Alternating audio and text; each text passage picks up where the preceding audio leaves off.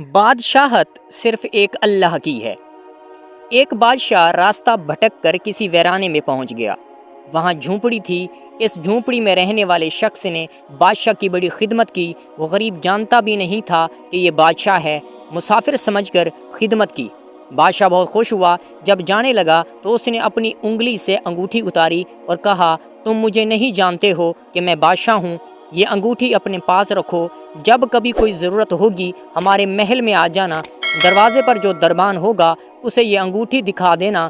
ہم کسی بھی حالت میں ہوں گے وہ ہم سے ملاقات کرا دے گا۔ بادشاہ چلا گیا۔ کچھ دن کے بعد اس کو کوئی ضرورت پیش آئی تو وہ دیہاتی بڑے میاں محل کے دروازے پر پہنچے۔ کہا، بادشاہ سے ملنا ہے۔ دربان نے اوپر سے نیچے تک دیکھا کہ اس کی کیا اوقات ہے بادشاہ سے ملنے کی۔ کہنے لگا، نہیں مل سکتے، مفلس و کلاش آدمی ہے۔ اس دیہاتی شخص نے پھر وہ انگوٹھی دکھائی۔ اب جو دربان نے دیکھا تو آنکھیں پھٹی کی پھٹی رہ گئیں۔ یہ بادشاہ کی مہر لگانے والی انگوٹھی آپ کے پاس؟ بادشاہ کا حکم تھا کہ یہ انگوٹھی جو لے کر آئے گا ہم جس حالت میں ہوں اسے ہمارے پاس پہنچا دیا جائے۔ چنانچہ دربان اسے ساتھ لے کر بادشاہ کے خاص کمرے تک گیا۔ دروازہ کھلا ہوا تھا۔ اندر داخل ہوئے۔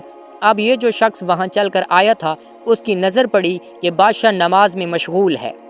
پھر اس نے دعا کے لیے اپنے ہاتھ اٹھائے۔ اس کی نظر پڑی تو وہ وہیں سے واپس ہو گیا اور محل کے باہر جانے لگا۔ دربان نے کہا، مل تو لو۔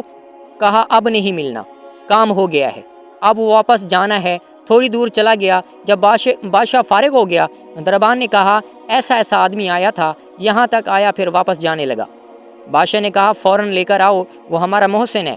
واپس لایا گیا۔ بادشاہ نے کہا، آئے ہو تو ملے ہوتے، ایسے کیسے چلے گئے؟ اس نے کہا، بادشاہ سلامت، اصل بات یہ ہے کہ آپ نے کہا تھا کوئی ضرورت پیش آئے تو آ جانا، ہم ضرورت پوری کر دیں گے۔ مجھے ضرورت پیش آئی تھی، میں آیا اور آ کر دیکھا کہ آپ بھی کسی سے مانگ رہے ہیں تو میرے دل میں خیال آیا کہ بادشاہ جس سے مانگ رہا ہے کیوں نہ میں بھی اسی سے مانگ لوں۔